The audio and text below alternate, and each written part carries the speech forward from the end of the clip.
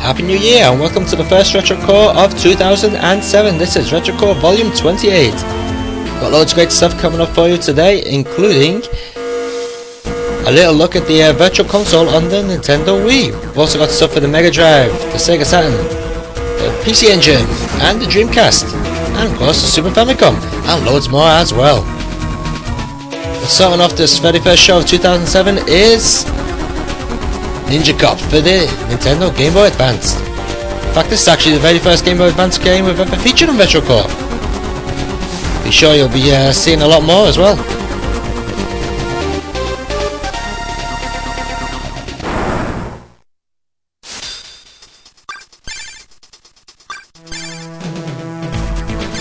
Unlike quite a lot of the games that came out on the Nintendo Game Boy Advance, this one is pure old school, doesn't try anything new or fancy. Basically, this is the sort of stuff that you used to get on your Super Famicom, you know, when that was big in the early 90s.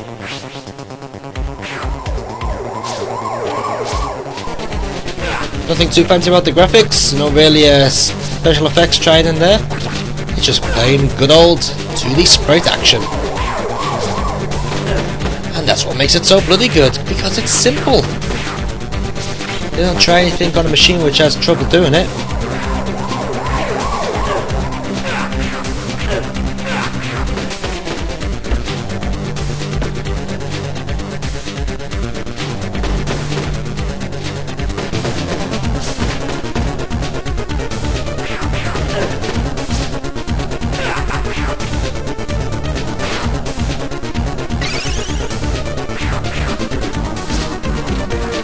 So what's the aim of the game? Well, basically you just get a mission, complete your mission, and you're sorted.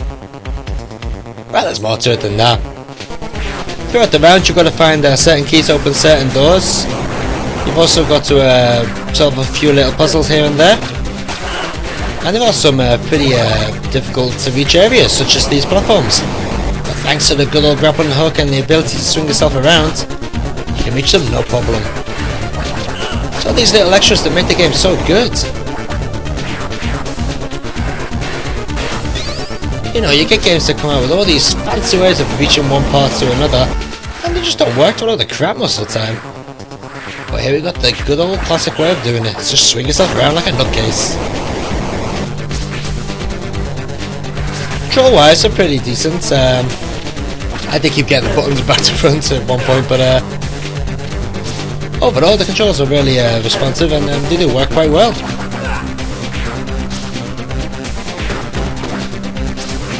Just wish you had more different tunes for some of the levels.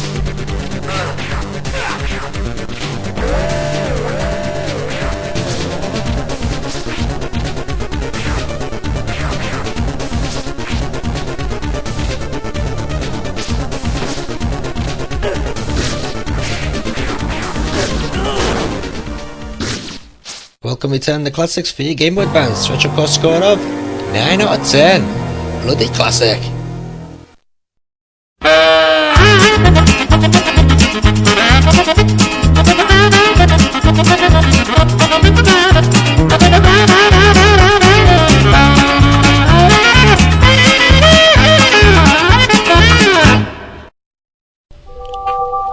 Possibly every Nintendo fan's wet dream. This is Nintendo Wii. Now why are we featuring it on the Retro Core show? Well, because it features a lovely little item called Virtual Console, which allows you to download all your favourite classics. Now I know the Xbox 360 owns this, or has this, and even the PlayStation 3 has it. Of course, PlayStation 3 fucks up the graphics well it does on the PlayStation 2 emulation, and the Xbox 360, some of the games are enhanced, as they say, but the Wii Virtual Console keeps the games absolutely perfect the way they used to be. You know, what's the point of having a retro game if you're going to bloody soup it up? You may as well keep it the way it was. So as you can just see, we had a bit of Google action there with the Wii web browser, which you can download. But the favourite one is, of course, the Virtual Console. So you can either view the games in alphabetical order or what data are added to the server. Also, you can see what games you bought. But my favourite way to search for games is this way, to search through the systems. As you can see, we've got 5 systems there: Famicom, Super Famicom, Nintendo 64, Mega Drive and PC Engine. MSX will also be added to that later on in the year. In fact, I think it comes in February next year. Actually this year, because you're watching this a month after I filmed it. So how is the emulation on the games? Well, so far I've done a Mega Drive, Famicom and PC Engine and Super Famicom, and they're all absolutely perfect. The Nintendo 64 emulation I haven't tried yet because I don't feel like paying for it. Also, a nice little feature is you can actually save state the games. So you can save the game in any position and then continue it the next day, and you can also play a different game and still go back to the one you played before that and continue from where you left off. Unfortunately, this system doesn't work on the Nintendo 64 games at the moment, but hopefully they'll fix that in the future. As well as getting the game, when you download the software, you also get this digital instruction book. I would have preferred if they just scanned the original instructions, but you can't have everything.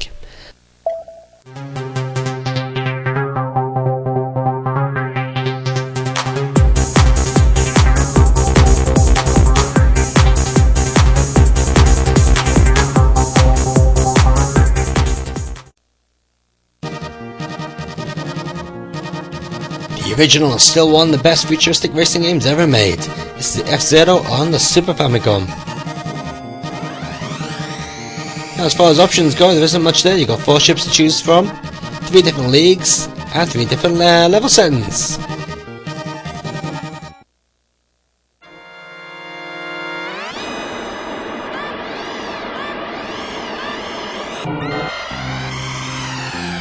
Now, one of the main reasons why I'm doing F-Zero this month is because some fucking retard went to me the other day. Do you know Wipeout on the PlayStation? Well, that was the very first futuristic racing game. That was made by Technosoft, and they're the best in the world. What a fucking tosser. I know, I'll go to him. Well, did you know F-Zero was out on the Super Famicom bloody years before Wipeout? And he comes up to me and says, oh, F-Zero, oh, Nintendo just copied Sony. Tell ya, some people out there are thick as shit. So anyway, here we go with F-Zero, the original futuristic racing game. Out fucking years before Wipeout was. And in my opinion, a better game as well. Yeah, the graphics do look a little bit flat for today's standards, but the playability is still spot on. Each of the 4 craft which you can choose from all handle completely different.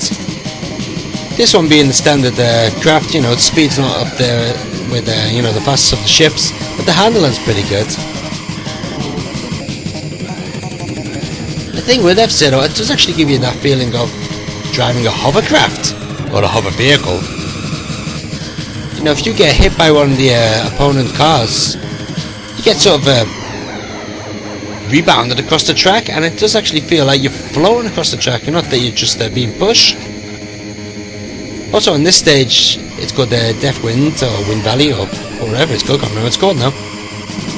But you actually have this sort of wind or imaginary wind pushing the ship to the left all the time, and it really does feel as if you're being pushed. The Nintendo really got the physics down to a T on this game. There are other obstacles in the course which also affect the way you drive, such as in this course you've got these little purple bars up the side of the course there. And they're magnetic bars and actually drag you into it. But of course, making good use of the L&R triggers for your drift really does help you out in such tricky situations.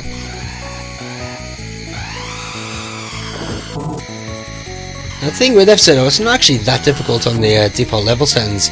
I finished on my first go with only losing 1 life or losing 1 race. And then second time round I won that race, so it's not actually that difficult. But the thing that makes you keep coming back to F-Zero is the bettering of your own times. It's one of those games where you can always just get that extra little fraction of a second faster. And you want to do it because you want to be the best.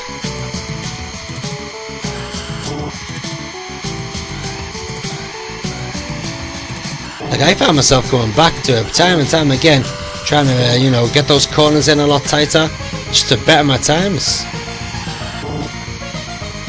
And for the price of the games these days, you can do a lot worse than buy F-Zero. It's cheap and it's fun, and it'll keep you going for years. Oh, maybe not years. Actually, we'll keep you going for years because I'm still bloody enjoying it now. F-Zero gets a lovely Retro score of 9 out of 10. A classic racer which every Super Famicom owner should own.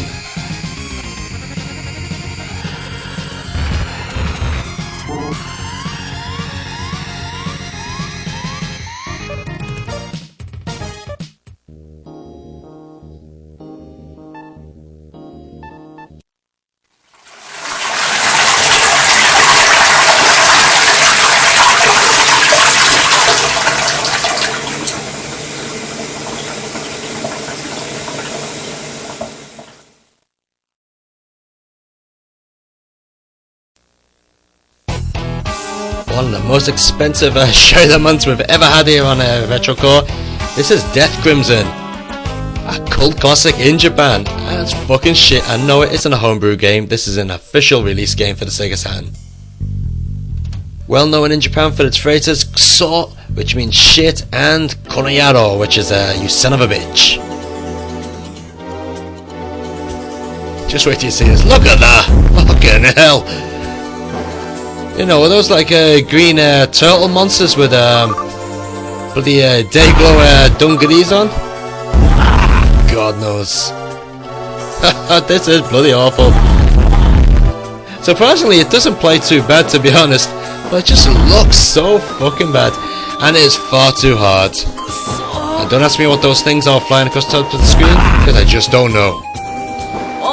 Retro Core Volume 28, Share of the Month. This is Death Crimson for the Sega Saturn. Thank God the sequels are a little bit better.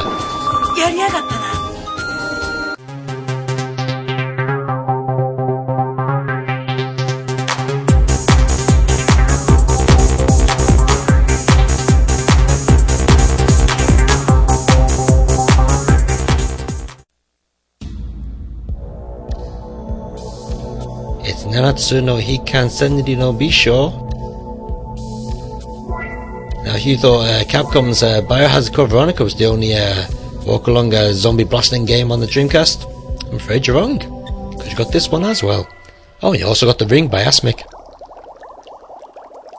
So the story goes that you and your girlfriend are off to Australia to visit your uncle, but your uncle's disappeared.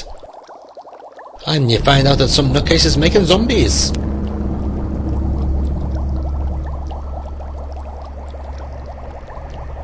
Unlike the Code Veronica game, this one really does rely on its puzzle elements more than its action.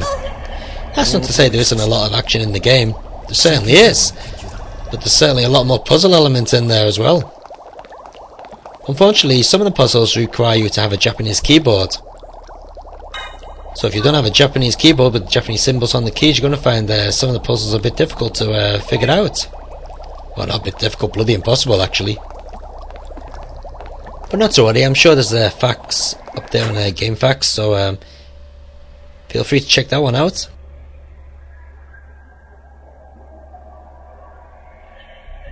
So as you can see, I'm actually controlling two characters at once here. Well, more likely I'm controlling the guy. You can actually choose to go the woman. Depending on which character you choose, the puzzles within the game are a little bit different, and the storyline is slightly different as well. But yeah, as I was saying, I'm controlling the guy and the computer controls the woman. But that doesn't mean that the computer's going to make sure that she kills all the enemies for you. Oh no. She usually stands in the bloody background getting herself killed. So it's very important that you do collect enough energy packs and trade them with the other character, which you can only do when you're actually standing quite close to them as well. So So as well as topping up your own energy and topping up your own bullets and whatever, you've got to make sure you top up your partner's power and their bullets. As you can see, I'm on my own now, but I've got myself a lovely shotgun. My female counterpart's been kidnapped by some possessed demon woman. Another good point, as you can see here, that all the options are in English. So for non-readers of Japanese, that's great news. And even for readers of Japanese whose native language is English, it's great news because it's a lot bloody easier to get into. Yeah, nice bit of zombie blasting action there.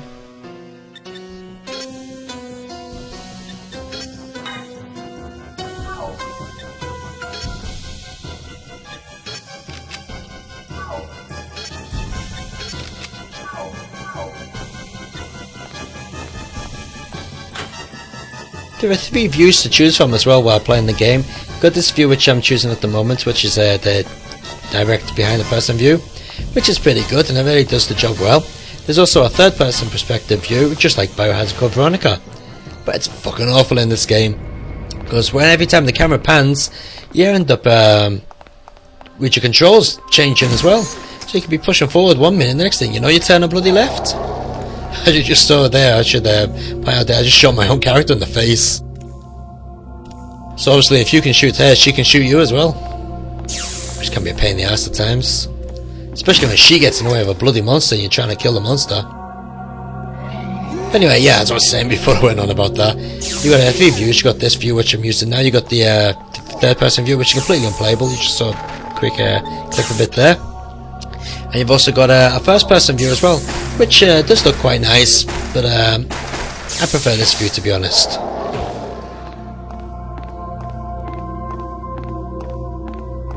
Now while the game doesn't look like the best looking Dreamcast game out there, it's certainly not too bad.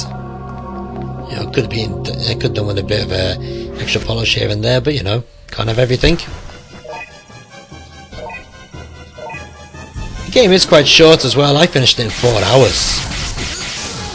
That's because I knew what I was doing. But if you don't know what you're doing, it'll probably take you an awful lot longer because the puzzles can be a pain in the ass. So if you're after an adventure puzzle type game like this, get yourself Biohazard Code Veronica first, and then The Ring after that, and maybe this is your third choice. A retrocore score of 7 out of 10. There's the third person view there. As you can see, I'm finding it pretty hard to control. And bloody woman's dead, which means I'm dead as well.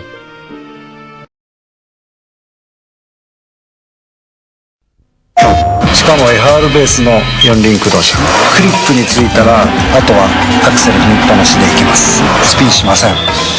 全ての走りがここにあるグランツーリスモ。スピンしません。プレイステーション。ここは当然逃げるでしょ。狂気だよ。足よ足。いいの私が決めるの。あなたの選択でストーリーが変わるプレステのドラマ第1弾ダブルキャスト。あちゃ自分で決めたのにな。プレイステーション。誰も知らないアクションゲーム、誰も知らないスリル。戦う、戦わない、隠れる、見つからないようにする、見つけた、あ、スリル。名前はメタルギアソリッド。スリル。コナミ。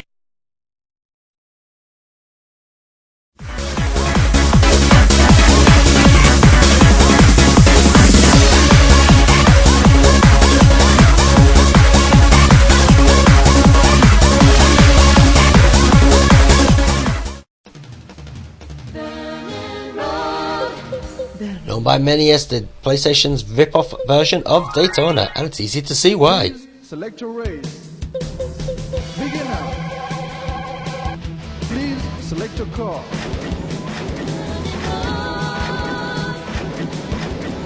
Decide it like this. Please choose the So all that opening options was certainly a Daytona-ish, wasn't it? Now, not only were the opening options a bit like Daytona, but also this course is quite similar to a Dinosaur Canyon from Daytona. As you can see, you're burning down a straight. You go around the corner surrounded by high-rise mountains, and you go into a tunnel. Whoa, very Daytona-ish, I must say. for some reason the Ridge Racer helicopters joined in. And this little arch over the road there, again from Dinosaur Canyon. And this bridge, exactly like the one on Dinosaur Canyon. Shameless rip-off there. Actually, the mountains look like the ones from Daytona as well. Don't even think the difference is the windmill and the trees. And the trees could be off the 77 Speedway from Daytona. Anyway, apart from that. Oh, and don't forget, look at the radar. Radar's from Daytona as well. And even the lap text there, the font is used, the same one used within Daytona. Anyway, apart from the extremely close Daytona references in this game, it is pretty different to play. It's more of a bouncy arcade racer than what Daytona was. The cars can fly all over the place. You know, you hear bumping your cars jetson straight into the air. But it hinders in the playability that much. Actually, adds to it. It makes the game a lot more frantic.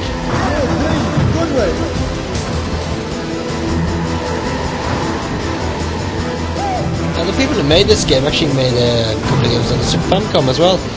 One known as Legend and another walk-on beam-up, which I can't remember the name of now. Both of them were pretty technically impressive, but boring games. They also did Soul Fight, I think it's called, on the Dreamcast, which again was pretty nice looking, but a bit boring. However, Burning Road is very nice to look at and play. Features loads of lovely weather effects, such as here you can see the rain. And it's actually possible to do a spin out on the course, which you'll probably see me do later on. Cars control really well. Like they control just as you'd expect them to control. Very arcadey. Loads of lovely power slides. Maybe a little bit too much of a power slide to be honest, but nevertheless, still good fun.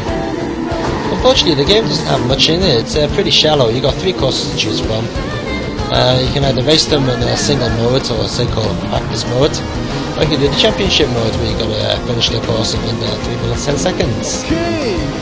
And that's about it really. You know, you do the 3 courses and that's it. You spin out there. So as I said, it is a bit shallow. It doesn't have the depth that Sega's Daytona had, but that's a little fun arcade racer. It's pretty cool. It also features 2 different soundtracks. The classic one, which we just had on, and this is the US version, or the US remix they call it, which features all guitar-based music, as you'd expect, and an American guy doing the voiceovers.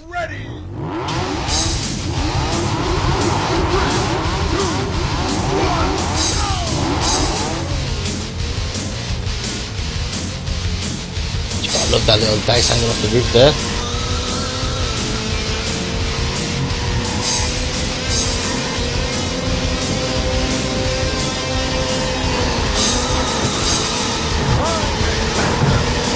And of course, being the an American version of the soundtrack, if you lose, the guy's going to insult the shit out of you. Oh yeah, you suck. You came in last. I'd love to know what suck actually means, you know.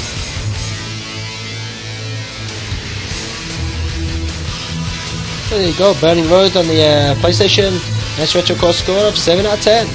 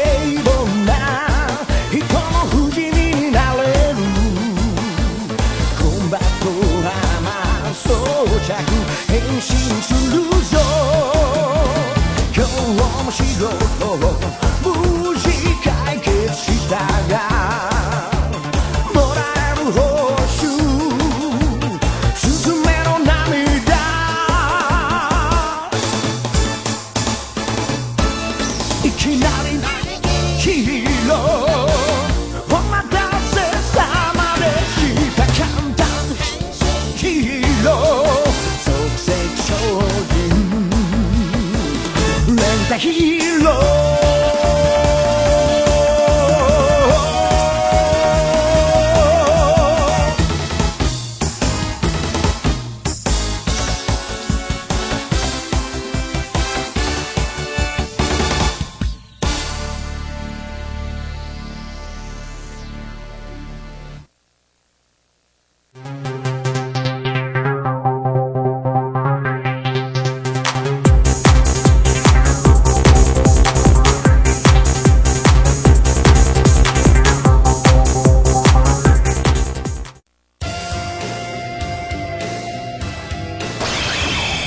It's a gun game for your Dreamcast. It's Death Crimson OX, not to be mistaken for Death Crimson 2,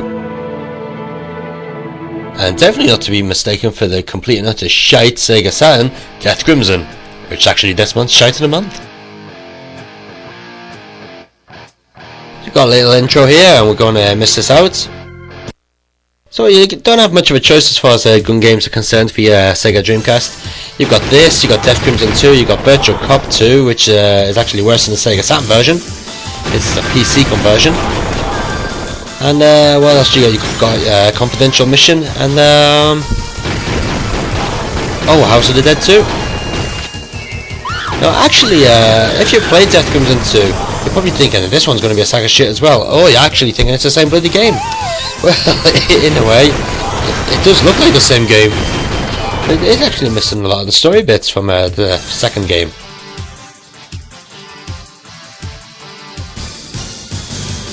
And as you can see, the actual visuals aren't that bad. They're actually pretty good, especially the character models. The enemy models look a bit on the shitty side. But the human character models are quite nice.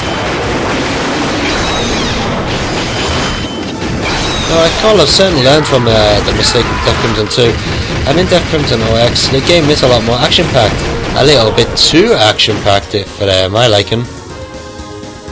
Unfortunately, they keep sticking these little cutscenes in between all the levels, which do get a bit annoying.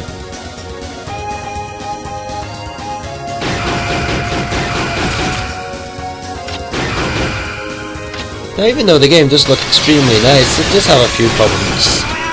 Besides, it does seem a bit on the homebrew side.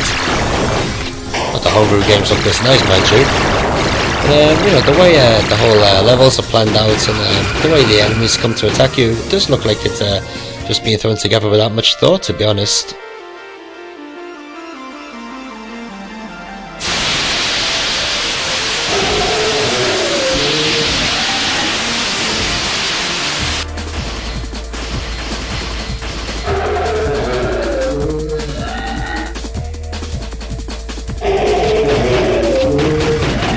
Like for 1 minute you could be in the middle of the street, and the next minute you're in the middle of a house, and then the next thing you know, you're in the bloody cave or something. And the levels don't seem to actually lead from one to another. Just like a lot of bits glued onto each other. I'm not too sure why the skeletons sound like a lot of shattering glass.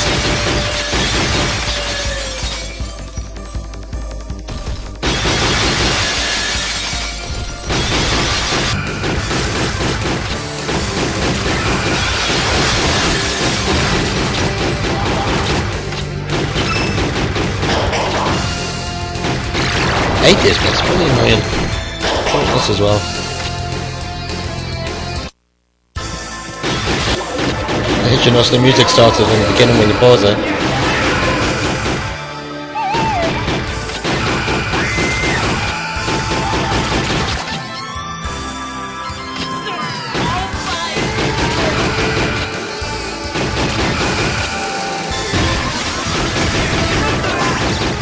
And the boss characters here.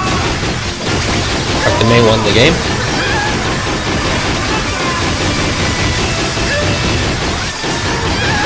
So despite its amateurish looks, Death Crimson OX isn't actually that bad. And since you don't have much of a choice for gun games on the Sega Dreamcast, it's actually worth picking up. But like I said, don't mistake it for Death Crimson 2.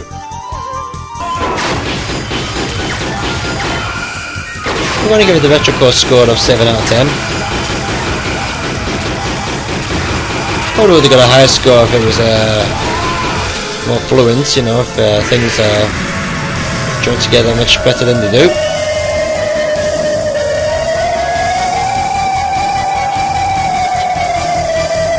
But as it is, it's a bit of a cut and paste job, if you know what I mean. Sure, I've seen them before. There's a certain Sega AM2 game with it, featuring zombies.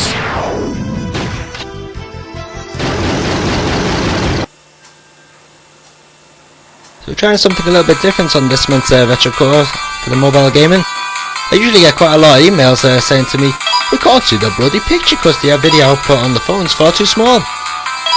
Well, today we're going to video direct from the phone. Unfortunately, this gives you a bit of a fuzzy effect over the screen because the camera doesn't pick up the phone's screen that well. But at least it's bigger.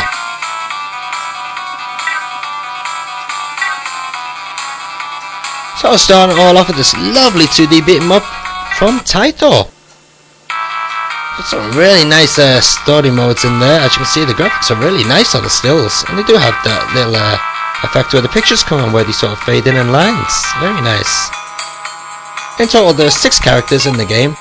Unfortunately, you can only choose the first 5 characters until you complete the 10th level.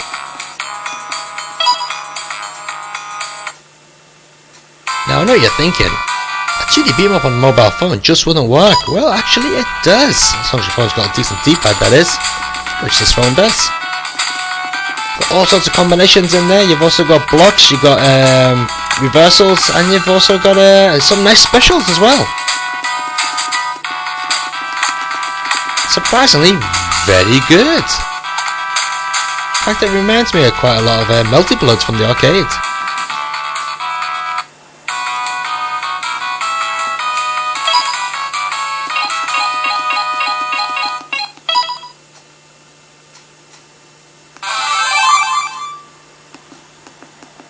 And now we've got the classic beat 'em up from Capcom. This is Street Fighter for your mobile phone, and to be honest, it's a sack of shit.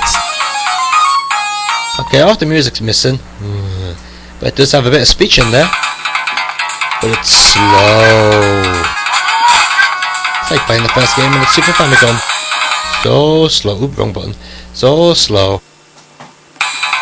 Also, you only get the speech for the character that you are controlling. Player 2 character has no speech. Also, there's only 3 backgrounds, or 4 backgrounds, I should say. You got Blanca stage, Gira stage, Gal stage, and Vega stage, or Barlow, where he's called in the Western version. Oh, I'm Bison, isn't it?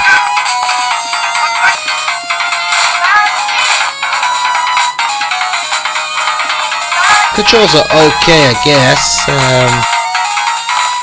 But it is a little bit fiddly to get out some special moves, but you can assign them just to one button.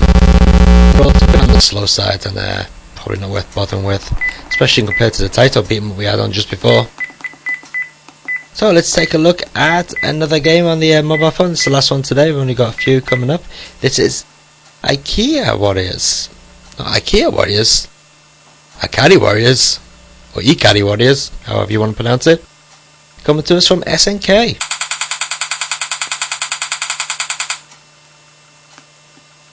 Now unfortunately this mobile phone version is extremely dull. I haven't played the arcade version, to be honest. But if this mobile phone version is anything to go by, I don't want to play the arcade version. The levels just stretch on and on and on and on. I'm not telling a lie here, but it takes like 5 minutes just to complete one bloody level of continuously scrolling forwards. It is fucking dull. And the fact that you can't see the bloody bullets coming at you because it's the same colour as the background half the time makes it one frustrating game. The unlimited continues don't help either, because you're going to be that bored you won't want to continue. I did actually finish the game. When you do finish the game, you get the choice of choosing some King of Fighters characters to play as, but what's the point? It's still boring. So 3 mobile games there for you. All classic 2D action. Unfortunately, only one of them's really good.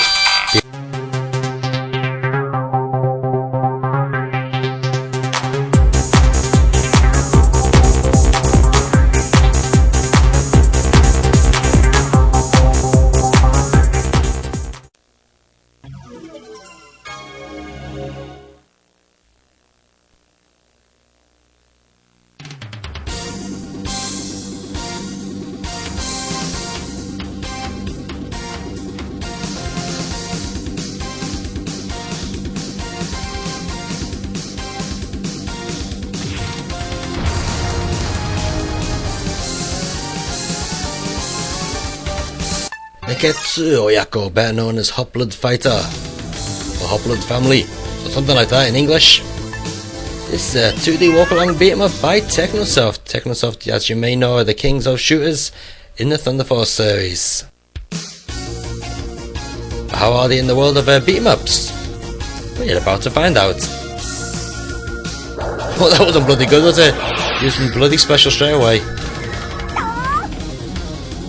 So 3 characters to choose from. You got the girl here, you got the old fart, and you got the young teenage guy. Pretty much the norm, really. I should probably notice straight away this is more of a comical walk-along beat-em-up with a big whopping hammer which has a little hand on the end of it. And most of your bad guys seem to be folks wearing boxing gloves.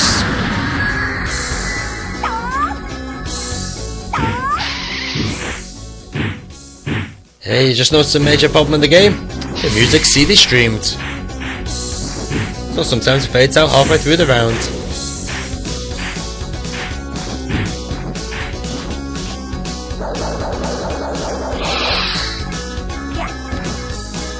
Each character has a variety of moves. You got your standard punch and kicks, you got your jump attacks, should say. And you also got a special move. And a couple of combination moves as well. The main problem with it is that a lot of the characters are quite slow to move around. This woman being just about bearable, but she is a bit on the slow side. The old guy is unbelievably painful to play with. Just so slow and boring with him. Probably the best character in the game is the young guy. He also has the best moves as well.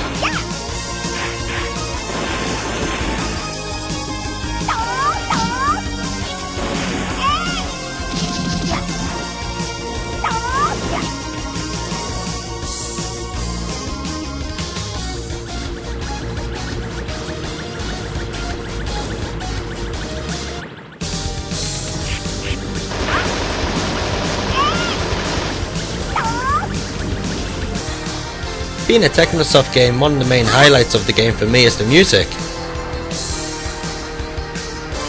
Some really good Technosoft tracks in there.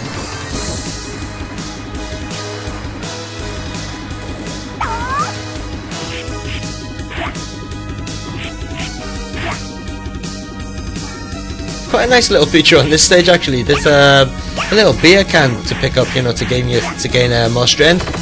But because this character is actually meant to be a young girl, she can't pick it up. Look at that, it says adults only. It's just quite a nice little touch, I reckon. Oh wow, walk along octopuses with their boxing gloves on. Now, there's a novelty.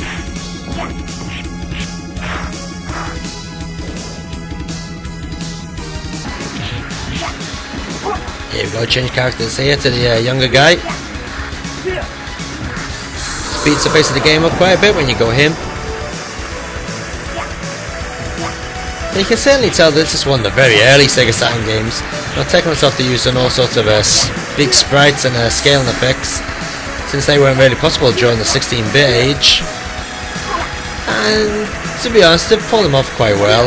They've certainly overdone it a bit on the amount of sprites you stick on the screen at some points. You know, at some points it's impossible to see your own character. Unfortunately, the whole game isn't, well, just something missing from it. You know, when you do your combination moves, it's a bit slow, you know, the timing's not there.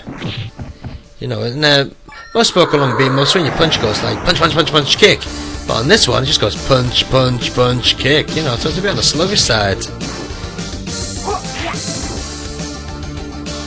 But then again, when you think about it, there's not many games like this on the 32-bit systems and upwards, is there? Not much choice, to be honest. Virtual Core score of 7 out of 10, and that's only because it's one of the very few games of this type.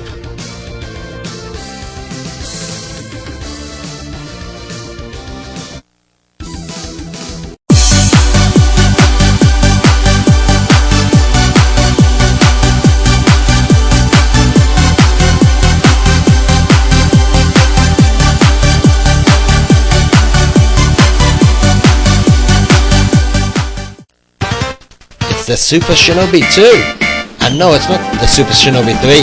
as it was called in the West because Shadow Dancer was never part of the Shinobi series. But this is the official sequel to the Super Shinobi, otherwise known as the Revenge Shinobi in the West. But how does it compare to the original Super Shinobi? Well, you're about to find out.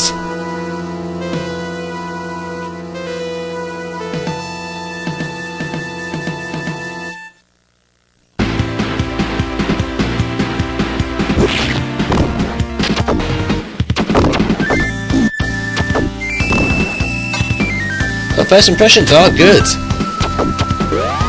Graphics are very nice in the game, it's got a nice fluid movement to it. And the music's not bad either, considering the original music was done by the master of game music, especially in 16-bit age, Yuzo Koshiro.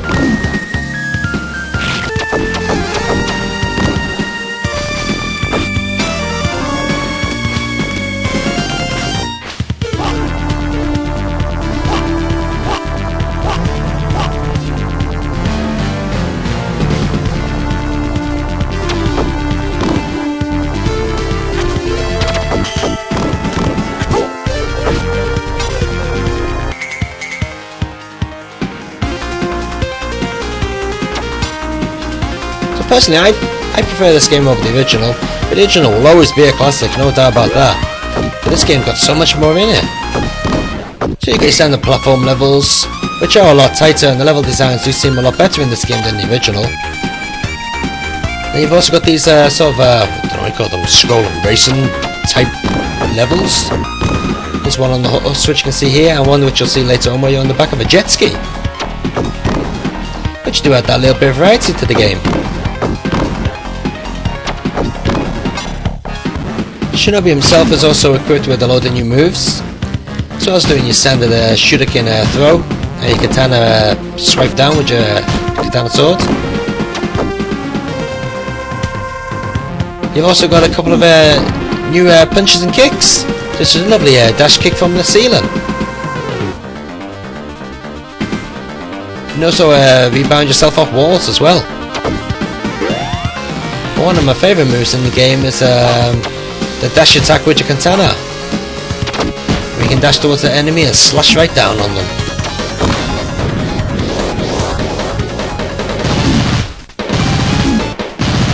Also, the double jump seems to be a lot easier to do in this game as well, whereas in the original game it could be a little bit tricky at times. Now, the timing seems to be a lot easier in this game.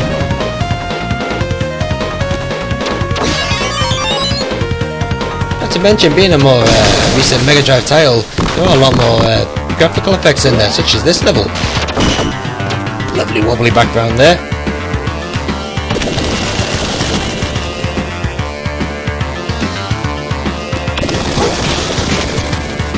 You can see the lovely dash down kick there, or drop kick, whatever you want to call it.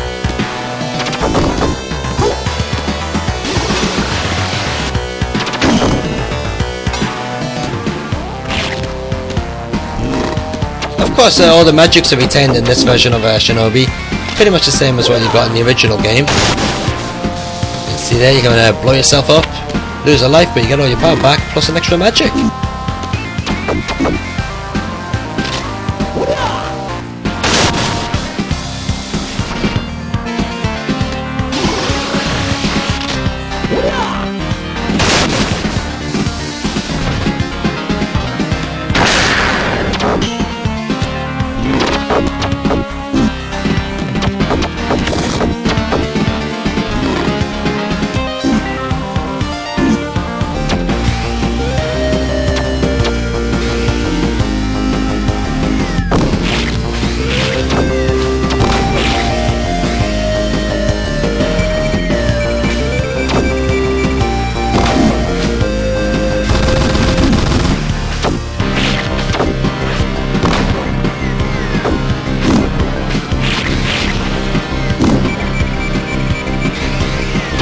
There's one problem which I do have about the Shinobi 2 though, and that's the fact that it is a bit on the easy side, especially on the default level set. So when you get the game, you're best sticking it on hard, to be honest. Like on normal level set, and I got to the last bloody level on my first try, and that's without continuing.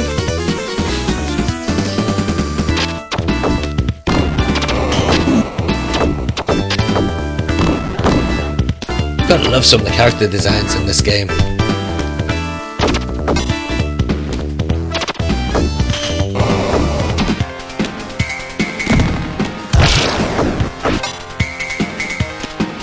Now, I'm not too sure how this level looks on the download version of Retro Core, because as we all know,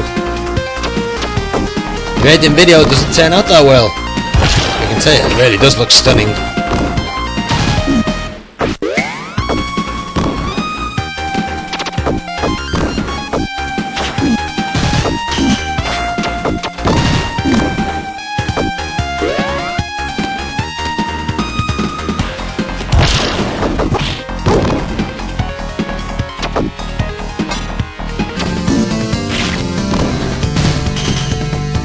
So thanks to its tight gameplay, lovely graphics and nice sound, Super Shinobi 2 gets the title of Retro Core Volume 28 Game of the Month.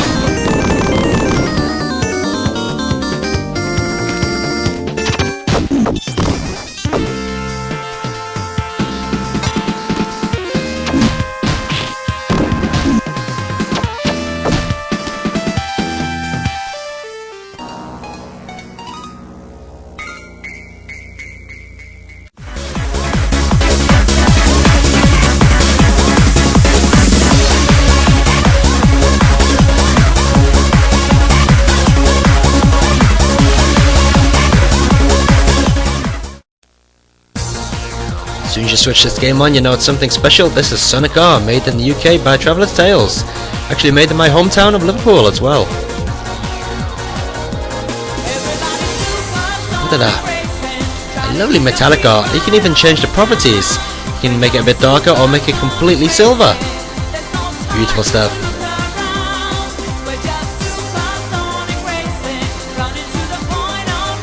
So enough playing around with the R, let's get into the game.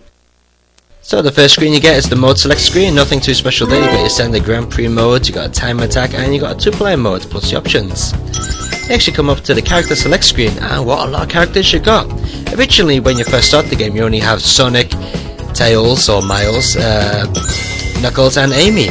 You can unlock Eggman or Dr. Robotnik by completing the last course, and the other 4 characters being Metal Sonic, Puppet Tails, Cyber Knuckles and the Robotnik robot can actually be unlocked by collecting 5 icons on each stage, or 5 golden Sonic coins. Set, go! So look at that, the first thing you'll notice is the game doesn't even look like a Sega Saturn game, it's beautiful!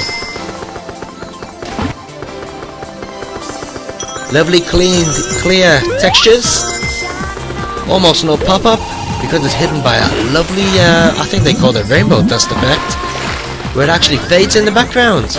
Transparent polygons. Lovely stuff.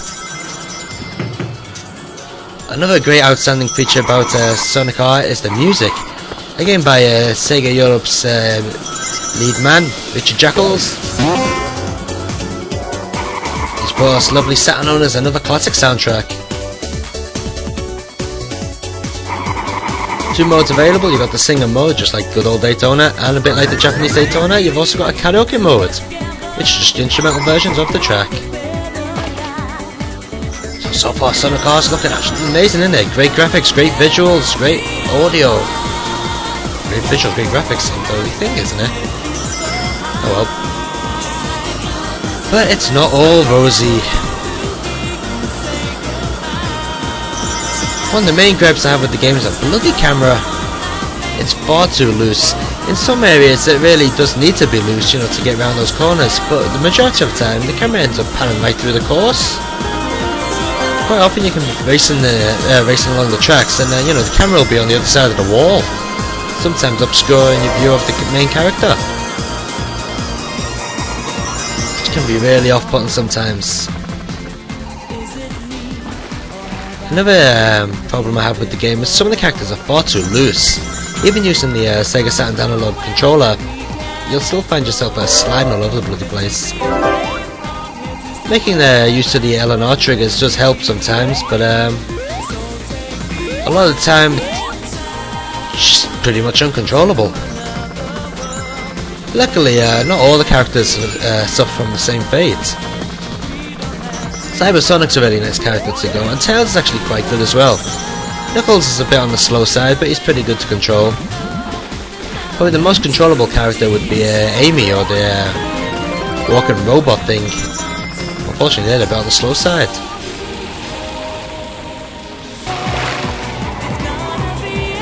And of course, you got 2-player mode as well.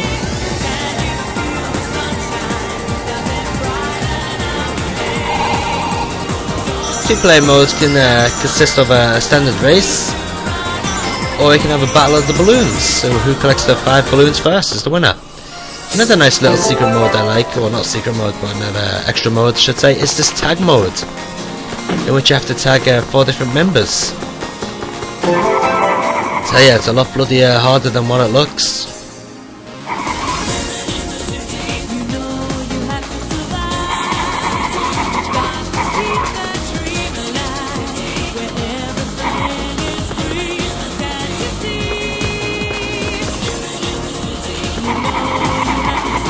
Come here, you bastard.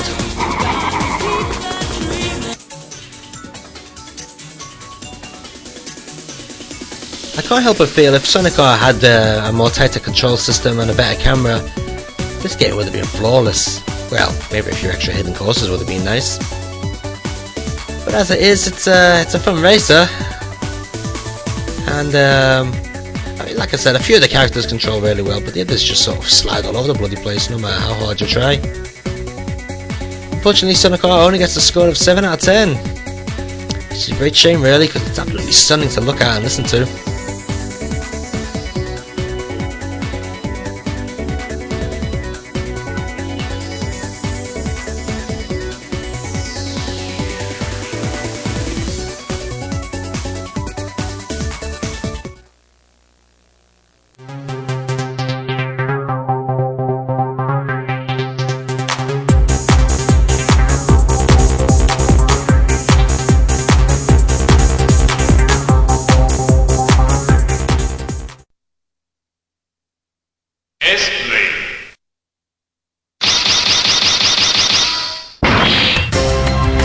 It's more crazy shooting action from Cave. This is ESPRADE. So first of all, you choose one of your 3 ESP gifted characters, and then take to the skies and blow the shit out of everything.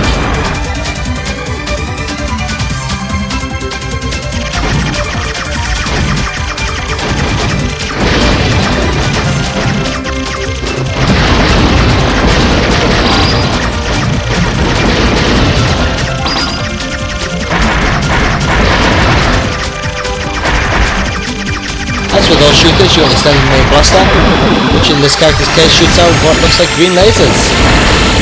You've also got a lovely powered-up weapon, which you can see right now. What that does is it actually acts as a shield.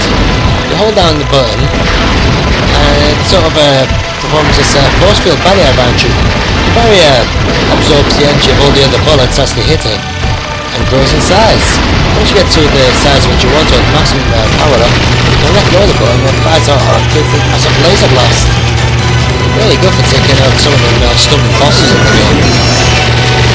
This one's you got a close range attack which fires out a cluster of I don't know what it fired out actually, but fires out a cluster or something, which is actually quite powerful and quite handy for getting those points up, because it does actually give you nice combination shots. Nice pictures there when you finish the level.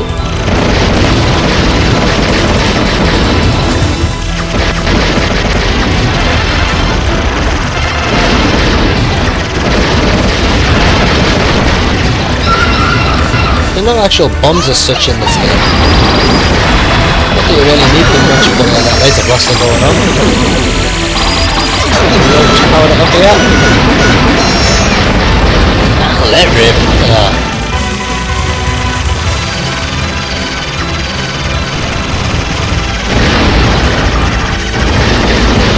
Bullet patterns on the game aren't too tough, but they do actually give you quite enough space to get through them. There are 1 or 2 tricky moments in the game where you actually lose track of what's going on, there's like shit all over the place. But it never does really get too hectic. Certainly not by today's standards anyway.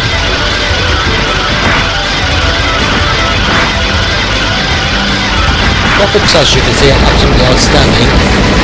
Really big meaty boss characters in there.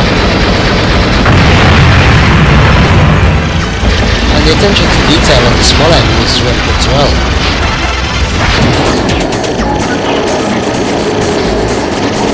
Unfortunately, you can't really hear the soundtrack due to the sound effects being that loud.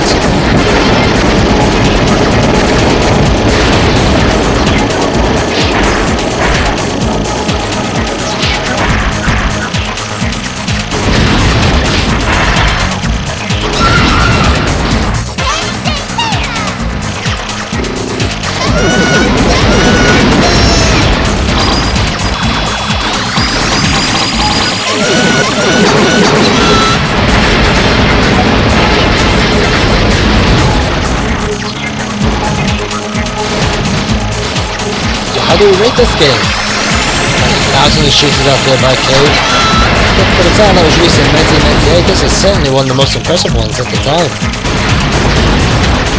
Graphics are nice, audio is really good. And the action on it is non-stop.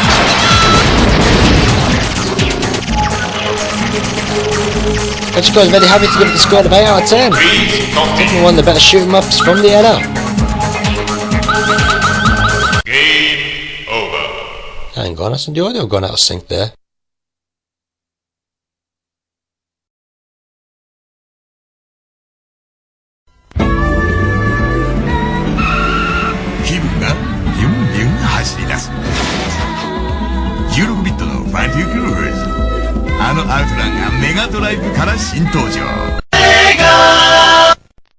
Sega Saturn!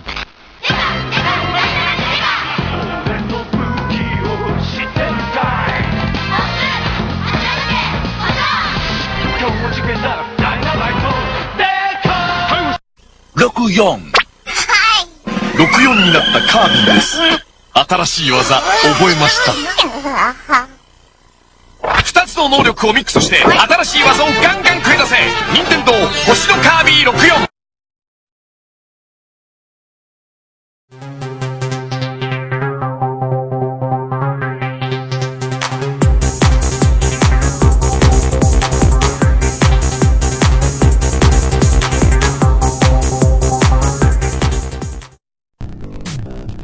One of the most weird shoot-em-ups you're ever going to play. This is Mesopotamia with a PC engine from Atlas.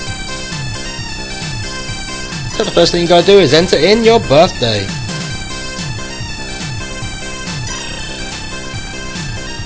Then after that, in good old Monty Python flying circus style, God drops you down from the sky.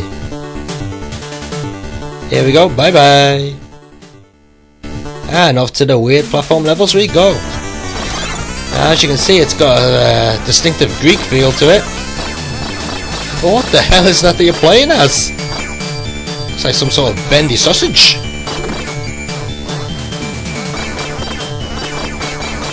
Gotta give it to Alice, at least it's unique. Being on the PC engine, you've gotta be unique with the amount of shooters that machine's got.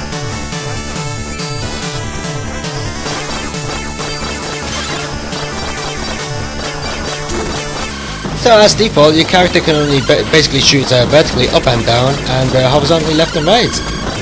But by collecting a couple of power-ups you can shoot diagonally. Which does lead to the question, why did they make the bosses so bloody simple? You're basically just stay in one point and just shoot, as you can see right now. Oh, to be honest, not all the bosses are like this, only the first few are.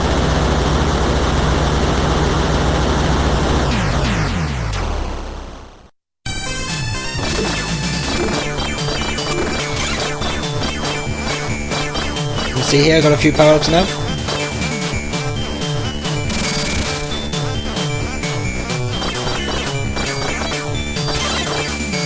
Now don't be confused thinking this is just a standard shooter, because it's actually quite puzzling as well. Some of the stages are really maze-like. And you have yourself going backwards and forwards trying to find the right way to the exit. Add the fact that you got the time limit in the corner which runs down pretty fast. And you find yourself running around like a nutcase trying to complete the level. And don't forget, once you do get to the exit, you got to kill the boss as well.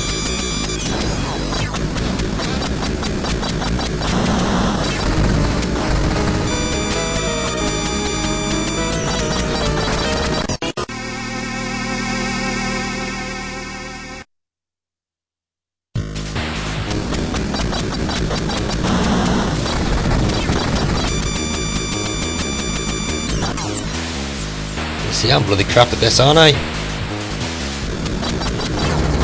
There you go, that's got him.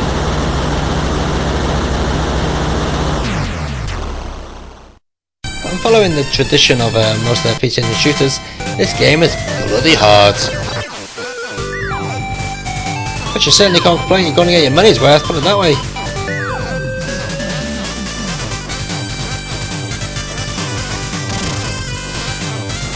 Unfortunately, the game is a little bit on the slow side, so if you're after some frantic shoot 'em up action, you can forget about this title. But for those of you who just want to take it easy and sort of enjoy yourself bumping around from one place to the other, avoiding bullets and blasting whatever you can, then maybe this is for you. Personally, I prefer the more faster-paced shooters.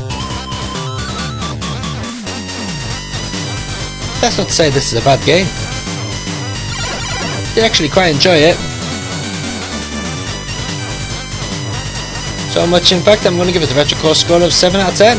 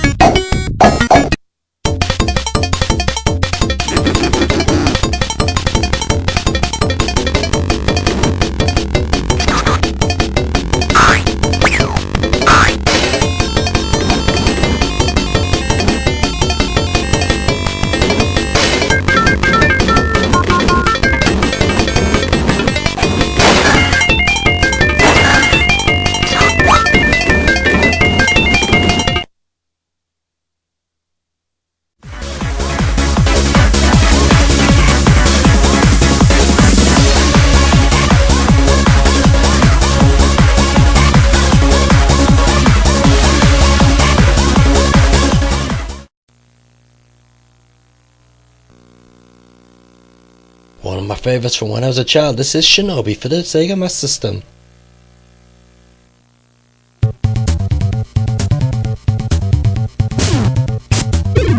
And does it sound much better with the built-in FM on the Japanese Master System? Sounds an awful lot better than the English version. Plays just the same though.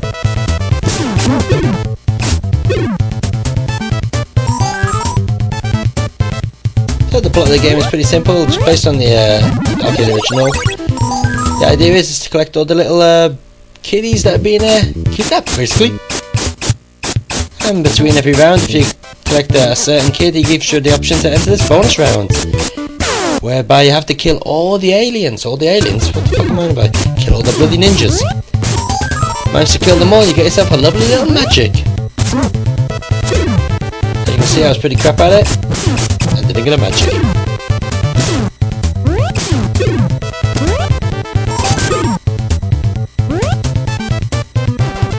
By today's standards, Shinobi on the Master System is a little bit on the basic side. Game Gear Shinobi is a lot more up to date than this is. So it can be a bit slow for those of you who are after something a bit more action packed. But still, as old school arcade conversions go, it's not too bad.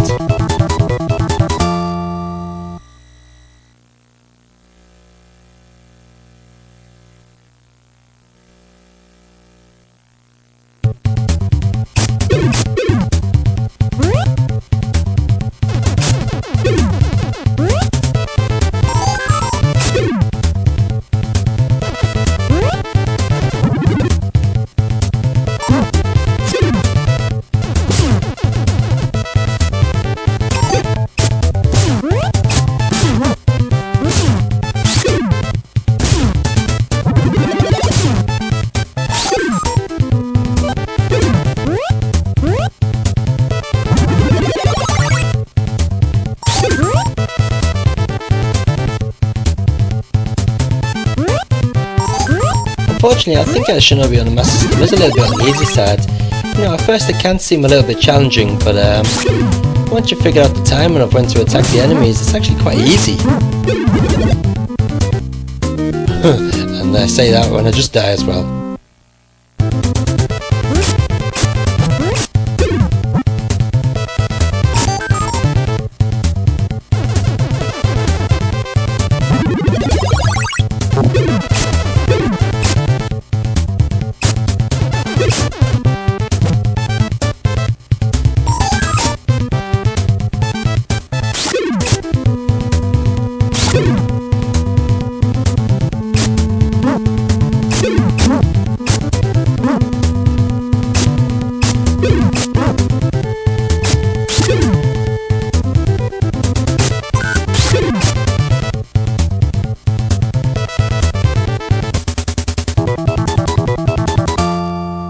So I'm probably looking at Shinobi here with rose-tinted glasses, but to be honest, it's not as good as it used to be. It's a little bit on the basic side. Hasn't aged too well, unfortunately. But for the good old blast from the past, it's probably worth picking up if you can get it cheap. Unfortunately, getting the Japanese version cheap is going to be a bloody hard job. Gets a retro core score of 6 out of 10.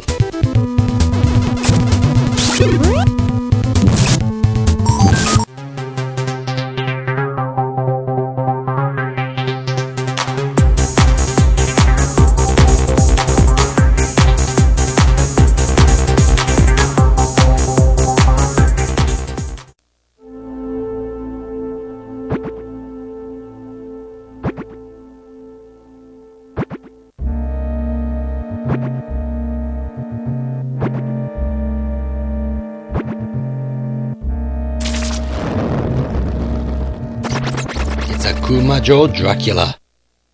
Now certainly there's a lot of Castlevania love on Retro Core recently.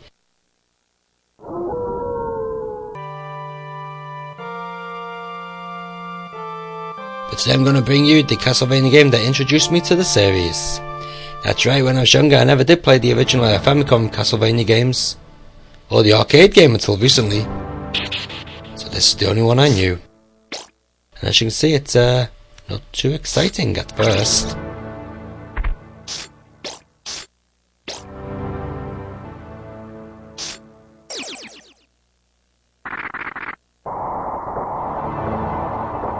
But those first impressions are soon about to change.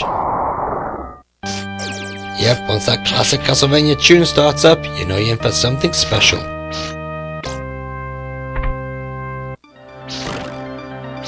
Now I remember playing this, when was it, back in the early 90s? I mean the very early 90s on the Super Famicom.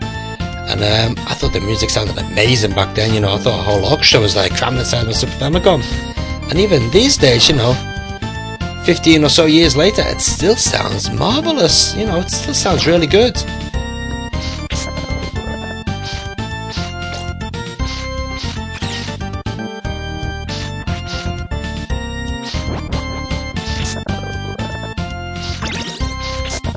Now I remember when I first played it, I always thought the graphics were really poor. You gotta admit, they do look a bit on the, well, messy side, I guess. But after putting it on the other day,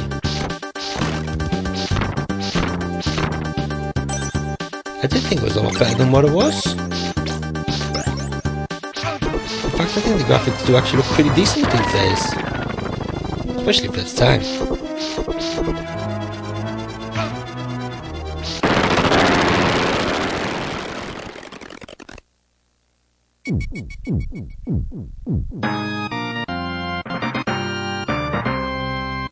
So after completing each stage, you get a little bonus rundown of all your points, get your energy back. So my idea, or my advice to you for the bosses, is just stand there and smack the shit out of them, because you're going to get your energy back anyway. And more often than not, you'll do it without getting killed as well.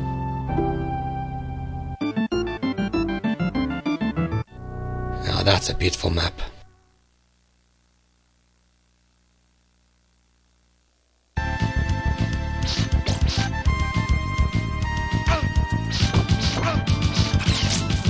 Now I'd be lying if I said Castlevania was perfect. There are quite a few things in this game that really do piss me off. In fact, they piss me off more then than what they do now. Because I've learned to realise that the game is tough due to, you know, your own fault. You know, it can be extremely frustrating at times. But, you know, that's mainly due to the fact that you're trying to rush through it to see what the next part of the level is.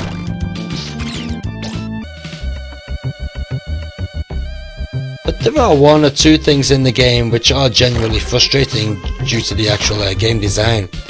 One thing is sometimes your character, Simon Belmont, can actually fall through the bloody platforms. Not the actual platforms that you walk along, but the actual staircases, you know, because sometimes you can be knocked onto them and you fall right through the bloody things. How the hell that happens, I don't know, because then you just walked up the bloody staircase. Another thing which can be quite annoying is sometimes Simon Belmont will actually walk up the staircase backwards. Plus you can't bloody hit anything when you're on the staircase, which is another pain in the ass. So you have to sort of play around those disadvantages. Yes, those flying heads. God, I hate these things. But with Castlevania being one of the earlier Super Famicom games, it was also one of the first games to use some of the amazing effects that the machine could produce, such as this lovely rotating dungeon, I guess.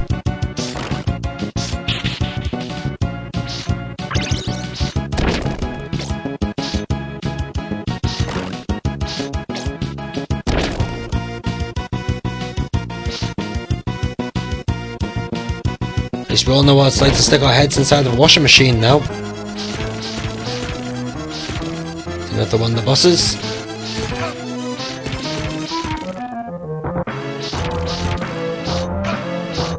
So if you have to have a pixel perfect platform action game for your Super Famicom, I seriously do recommend you pick up Castlevania or Akumajo Dracula. Definitely one of the earliest and one of the best Super Famicom platform gamers ever made. It's a lovely retro score of 9 out of 10.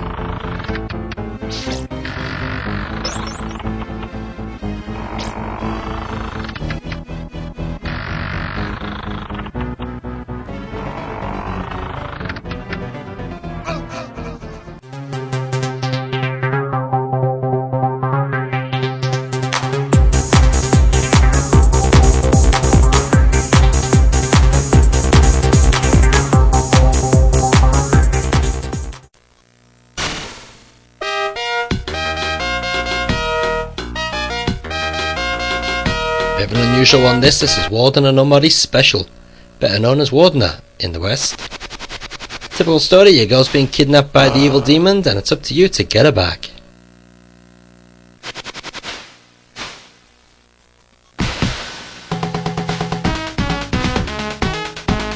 So off you go in your quest, with only a fireball at your fingertips to aid you. Mind you, that's still better than what I could do.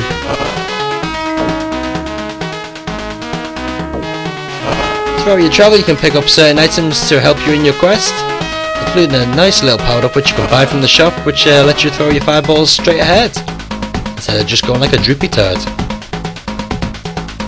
This little cloak here also enables you to take one hit without dying, which comes in very handy for sections like this.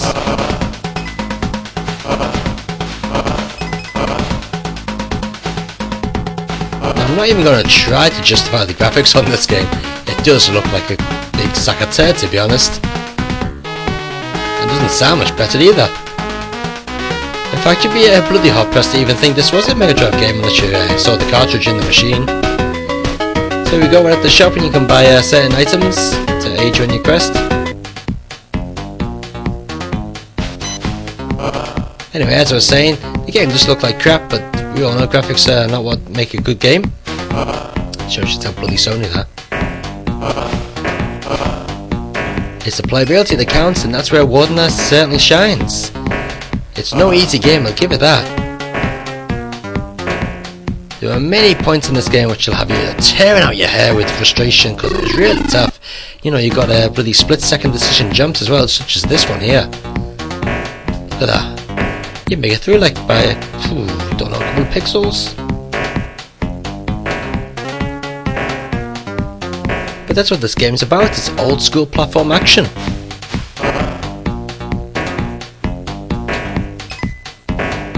And certainly pulls it off very well.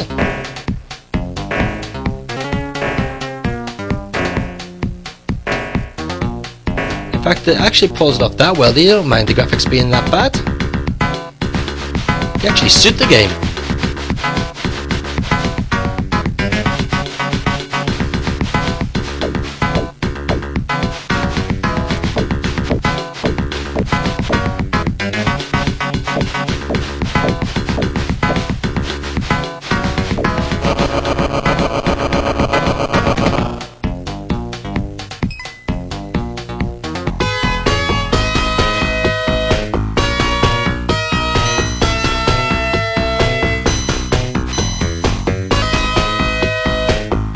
No idea what you meant to do there to kill them, because you can't kill them with your fireball.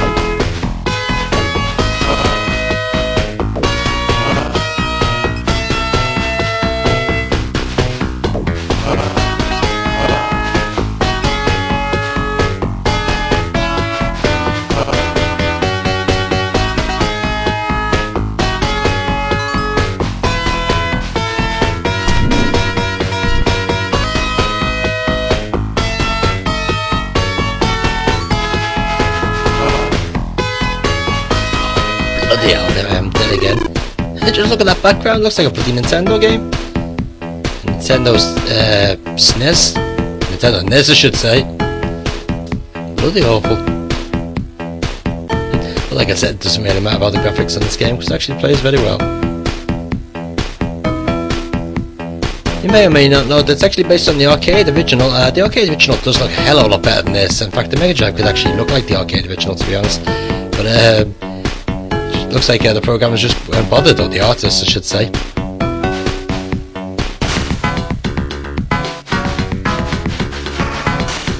Unfortunately, Wardner on its Japanese format is actually quite expensive. You know, you're talking about £25–30 at least. But you know, if you are after a good solid platformer game, then I certainly recommend picking it up. Certainly don't last you a lot longer than some of the so-called major platformers out there.